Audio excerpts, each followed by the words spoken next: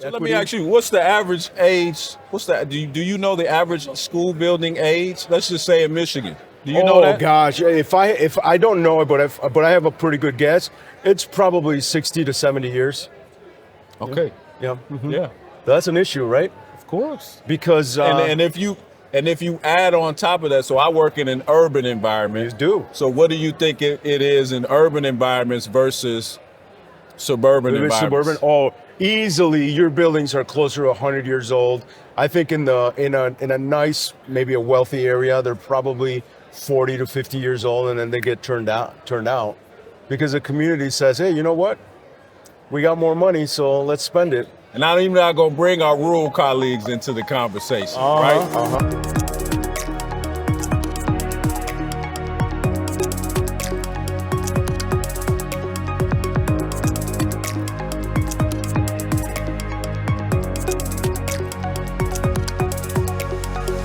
Hello, my name is Alex Lopez with Corrigan Clark Initiatives in Education.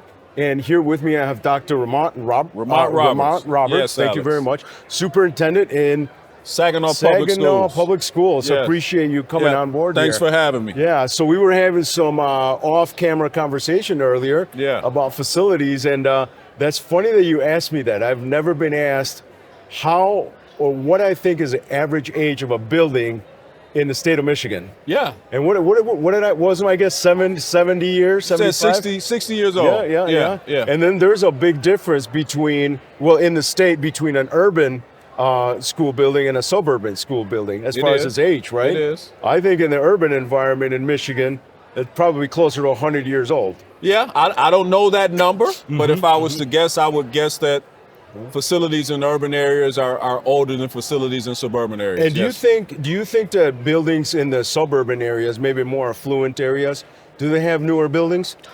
I would guess that. I don't know factually what that would be, but just given population shifts over time, you had large concentrations of individuals in cities or urban areas who've moved out to suburban areas. And as those neighborhoods developed, they obviously had newer buildings. They had to have schools for the children to go to. Those schools are newer. And generally speaking, tax bases are generally higher. So they have the ability to maintain those buildings or renovate and replace more than urban areas. So I would guess that, yes. Yeah, I think so. Just from anecdotally, you go into any inner city in America, and their buildings are maybe not as new, maybe not as well taken care of, a little bit of deferred maintenance. Yeah, right? Absolutely. And so does that has that impacted your learning environment? Oh, absolutely. I think if anyone was to scientifically study the impact of facilities on learning, I think there would be a high correlation. Obviously, we're in the middle of bond work in our district, and part of that work is improving our facilities. If you have a better environment in terms of heating and cooling, even before the pandemic, right? You have a better environment in terms of heating and cooling, where you can heat and cool your buildings appropriately and keep everyone comfortable. If you have the appropriate lighting, both natural light, and lighting in the building, if you have the appropriate furniture, the appropriate resources, that maximizes a teacher's ability to instruct. Technology, and certainly a student's ability to learn. So there's a correlation there, obviously a high correlation. So the better the facilities, the better the learning. Well, for us as architects, we love to talk about the learning environment, the physical brick and mortar. Yeah. And, I just want to pick your brain a little bit about what is your ideal learning environment? If money was not an option. Oh, wow.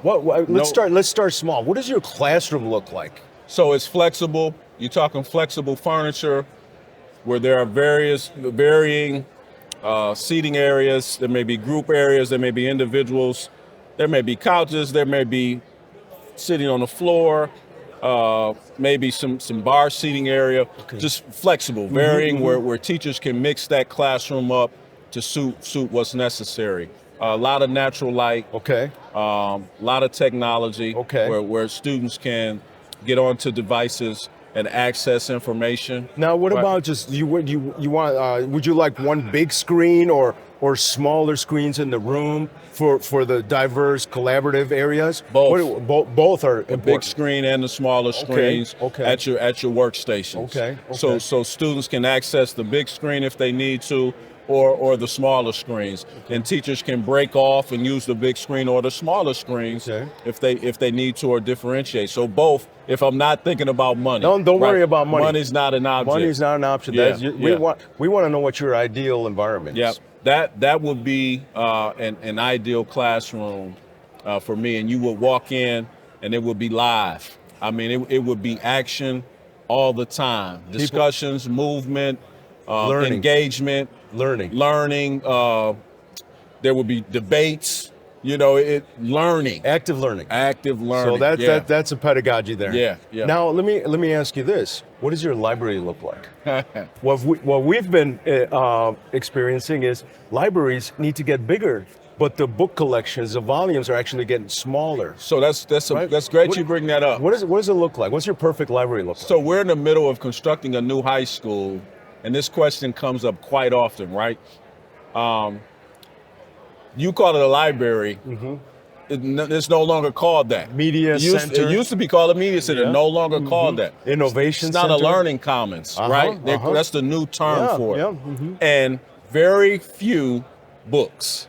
Very few, right? And I mean, I'm talking maybe 100 books, if that. In the libraries we're renovating, we're losing 70% of the volumes. Very few books. Gone. So you have digital production areas where students can go in and produce digital media, right?